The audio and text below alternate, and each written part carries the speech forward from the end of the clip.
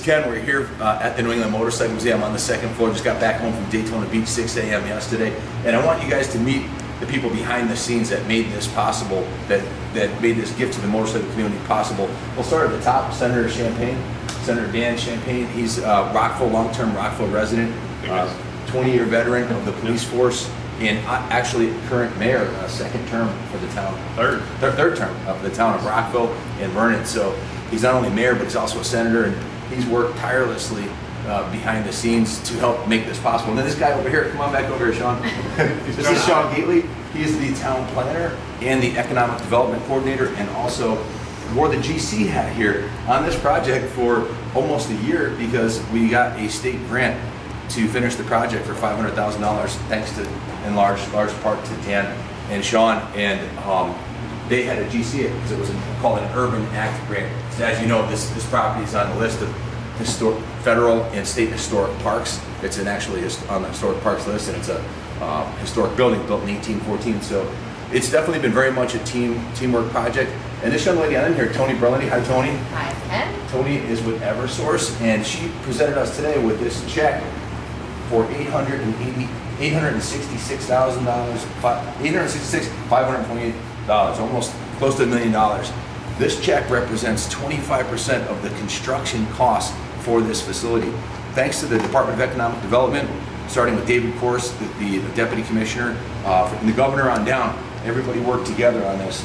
The DECD, the Brownfields Group, they helped us to give us a $4 million loan. We spent close to $7 million resurrecting this building. It's a $25 million project. We're about a third of the way into it right now. We've got a long ways to go, but it's these kinds of support that makes it all possible. This 25% is 25% of the construction materials for this building. That means windows, walls, floors, doors. Did not include any of the architectural engineering and all that stuff, but I won't get down to the details. The bottom line, this is 25% of what it costs to resurrect the first big building here, this massive football field long 4-story building. These funds are going to be used to pay off all the vendor bills we have, and also the remaining funds are going to be put into some of the environmental remediation. This was a brownfield, so there's quite a bit. Shaun got a quote for $1 million to take care of the environmental issues in the property behind here and cap it. So we got a long ways to go. We've come a long ways. Shaun told me 7 years ago, he goes, 5 years, and he goes, you're not going to recognize Rockville. The plan that Dan and Shaun and the team had was pretty fantastic. It's not just this property. They've managed in his administration in 3 terms to completely resurrect this little town. There was a $25 million project up the road at Loon City Lofts where they resurrected a massive mill. A $21 million project over at the Talcottville Mills that was completed under this administration. $70 million in roadway improvements. There's a $2 million bridge over there, one over there. There's 3 $2 million bridges within eyesight of the museum. And I believe this year, again, are they paving the roads this year? As soon as the water company puts in the water line, they're going to do that. We don't want to put a new road and then dig it up again. But it should be done this year. So the new roads going in here. It's been a lot of work. This is an administration that works their butt off, earns their keep. And I don't know about the previous ones, but there's been more improvements since. And how many years have you been here, Shaun? 8 years. In the 8 years Shaun's been here, there's been more improvements than in the last 100 years total. And you've been here your whole life, so you've been working at improving this. He was on the police department, making sure. There were some issues as a city, and at one point there were issues in the town that the police department cleaned up. And when you walk down the street now, there's no graffiti, there's no abandoned cars, there's no couches on the sidewalk, there's no people sleeping in the street. This is a city. All that stuff's been cleaned up, and it's a really bright future. Stay tuned. 2019 is going to be an awesome year. We have a lot of stuff planned. So, what was it like being at the helm during all this transformation here? Well, you know what? Working with people like you, Ken, it's been a thrill, and I'm not the type of guy that says no. Let's find a way, and that's what we're doing. It's been awesome. We've had Dan and Shaun have been here through thick and thin. There's been a lot of ups and downs. It hasn't been all a rose petal pathway here for the 7 years. We've had a lot of struggles and a lot of hurdles and roadblocks that we've had to punch through. We've had major issues. We had 4 fires here. The fire department has saved the building 4 times. There was 3 lightning strikes that lit transformers on fire, and we had a dumpster fire. We've had water mains erupt here. We've had sewer mains erupt. We had a gas main erupt that came down the street. The entire street was blocked up. They evacuated the local school. And who's standing here in the middle of all of it? Shaun. But most people that work for towns, I think, well, I'm not sure, but the last thing I would expect is him to come from his office to come to ground zero where it could blow up and try to make a difference. So Shaun was there for us. Shaun was standing here when it was 9 degrees outside and the water main was broken. We had a 20-foot ice geyser shooting out of the back of the building because the water main was shooting up in the air and freezing, and the inside of the building was completely flooded. So those are the kind of challenges. This isn't like building a new building.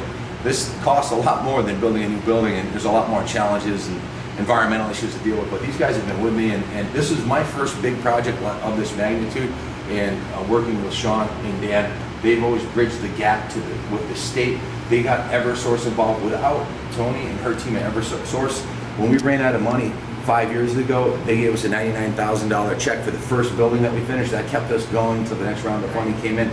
And as you know, if you've been following us on social media, you know we were out of money. We're a little bit over budget and a little bit behind schedule. And Dan got us the grant to finish that. And Toni Berlandy and Thomas Dorsey from Northeast, from Eversource, stepped up to the plate and gave us this check they purchased the tax credit. They purchased a State Historic Parks Office tax credit from us for 100 cents on the dollar. They didn't have to do that. They could have offered us 90 cents and we would have accepted it, but they gave us 100% because they're behind the project, and we've had an incredible amount of support. This is very much a team effort. The guy standing behind the camera, Junior, Kenny Jr., I wish he was in front of the camera, but there you go. He's been here every single day since he was, almost every single day since he was 12 years old. He's now 19. He used to ride his scooter here from school in the middle of the winter. I had employees call out because they couldn't get here in snow, and he rode his scooter here, crashed 3 times on the way. But he's very much, a big part of I get my strength from working with my family and with my son, and I love him very much, and super grateful to have him here. And I'm really excited about this year. Everybody's going to get paid that we owe money. There's a lot of vendors, and I'm doing some videos with some vendors that have waited a while to get paid, and they've been grateful and gracious, and we have the money, we're going to pay them. And whatever money's left, we're going to try to finish the first floor, get a restaurant, bar, or a bar, probably just a bar, if you can afford a restaurant, open here. So stay tuned. 2019's been awesome. And with the senator, we have a mayor who's now a senator, so he's got a lot more power than he used to. And Senator Dan's been at every single major event we've had here. He was here for Rockstock, the grand opening, where we had 2,500 people show. He was here for the block party. He was here for the Brew Fest. And when I say he was here, he didn't stop in to get his picture taken and shake some hands like I've seen some politicians do it and leave. He was here for the entire event as a support team, and he knows everybody on the police department. Police department's been awesome. The fire department's been awesome.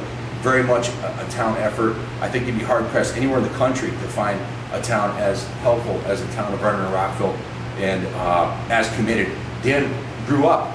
How far was your house from this building? You grew up He's less than a quarter mile. Right up the hill, on top of the hill, across from your house. Literally, he lived right across the street from his child home across the street that my son Kenny Jr. lives in right now.